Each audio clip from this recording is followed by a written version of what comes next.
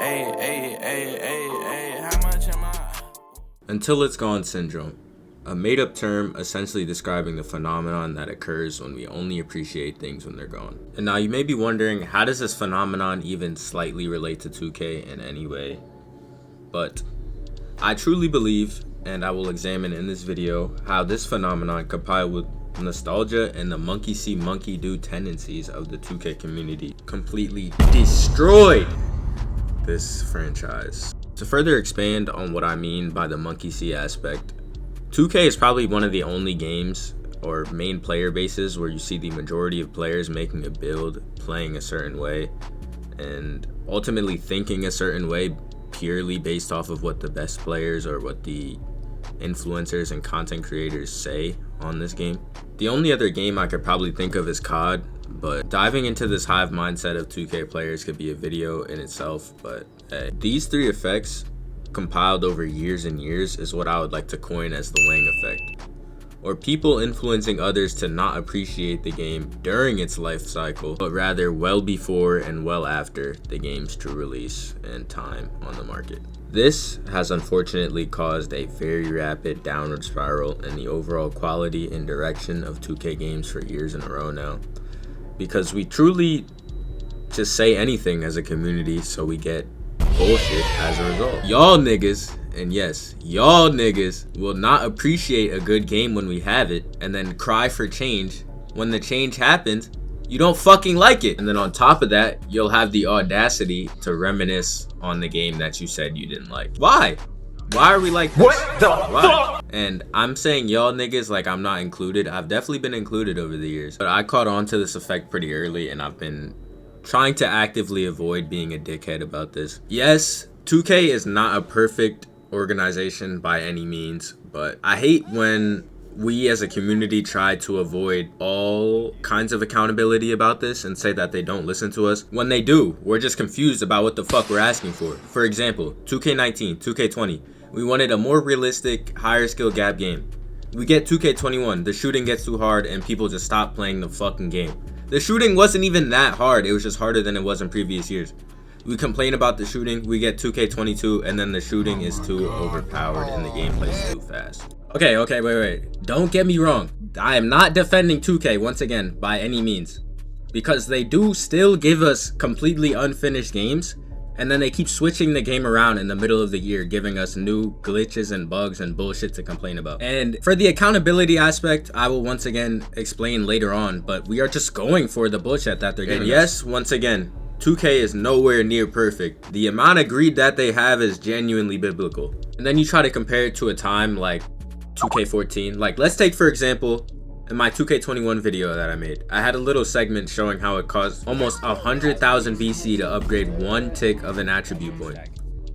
That video was pretty solid, by the way. You should go check it out after this. Although this greed may attribute to the resentment that 2K players have for games during their life cycle, this still doesn't excuse the countless examples where we as a community complain to no end, calling the game garbage or nitpicking the entire year just to come back and say that we missed these things 5 years later or even just a year later. And yes, I'm looking at you 2K21 niggas, because there's no reason you guys should have been reminiscing over a game that's literally that incomplete. I really hope this new trend does not create 2K25 apologists as we've seen with 2K21. I really hope.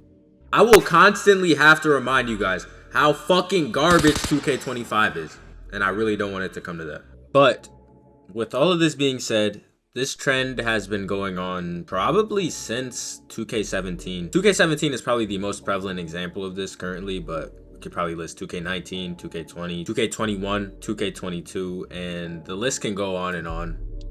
Probably stopping at 2K24 for sure, although I see some apologists for that game, but definitely not 2K25. I don't even want to keep talking about that game. But to continue speaking on 2K17, the only people who genuinely view that game in a greatest of all time sense are the people who did not play 2K11 between 2K16, because it is the best 2K after that going forward, in my opinion. Which is funny to say, because up until the very last patch of that game, It was a steaming hot pile of shit and glitches. Well, not the very last patch. We had a few months of good hoops, but the glitches at the very launch of that game were just horrible. The game was unfinished. It was rushed. It was rushed off production, which probably sounds very familiar. If it does sound familiar, it's because they've been doing this same shit for every year following. This is where I will introduce the last two hidden and probably most important portions of the Wang effect: greed and lack of competition. For every year, I guess I'll exclude 2K18, but 2K19, 2K20, 2K21, 2K22, 2K23, and for sure 2K24, they have basically bullshitted and gave us pure slop for the entire year up until the very last patch of the game. 2K24 especially, the game was so enjoyable at the last patch, which is why I had hope for 2K25. Before I really continue and explain where I am going with that previous statement, I must first truly explain the diagram. So first, the two most important and upper elements, the hands that aren't really too noticed inside of the cycle, are greed and lack of competition. These play like a ghostly role in the effect.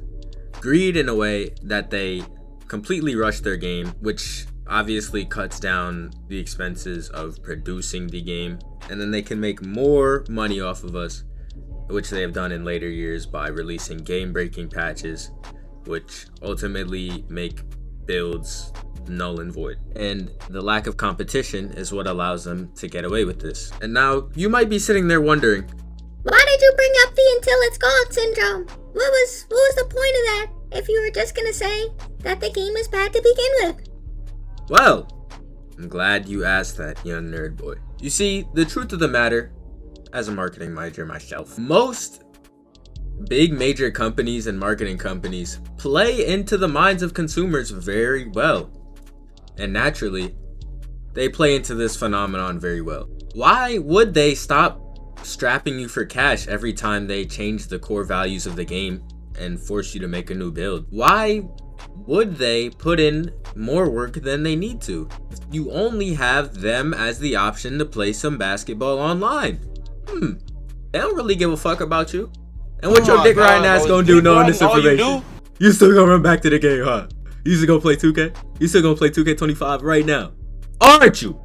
And that's what ultimately begs the question of this video. Was 2K ever good, or was it just nostalgia? And I guess I kind of just answered it, you know?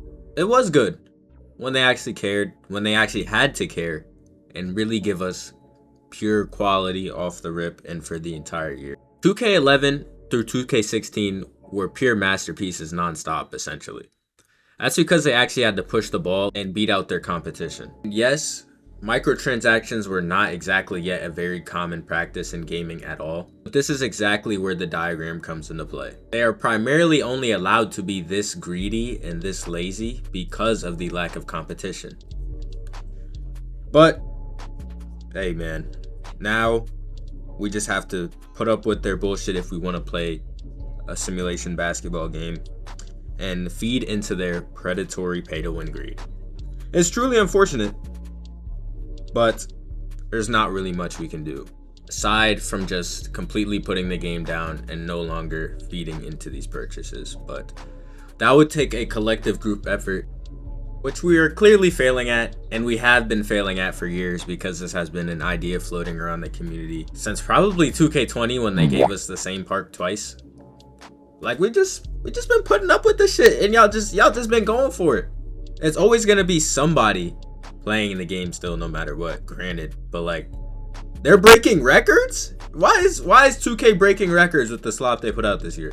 Like, what do you mean they grew 42% at this time period of the year? Like, what are we actually doing? It's truly just from a lack of knowledge of the effect and the fact that we keep letting them get away with it, I suppose, or just a lack of caring about it. And it's also like chasing that high from the very last game. So 2K in its own nature, compiled with the features of the Wang effect, are just literally fuel for addiction. And if you add in the RNG and the random events and swings of momentum in 2K25, it's clear as day to see that they're just playing on our addiction at this point. And I don't really want to say our because I've been clean from this game, but people will genuinely treat this game and not playing the game like they're free from addiction. Like, if you're spending that much time and money on the game, I would hope that you would at least give a fuck that you're getting gypped this often. But hey, man, that's just my 2 cents, you know. Do with this information what you will. Play the game or don't play the game, you know, it's up to you. But share this with a friend that's chronically addicted to 2K, and just try to raise some awareness, you know. Like, subscribe if you enjoyed it. Comment if you want to see more videos like this, and I will see you in the next video.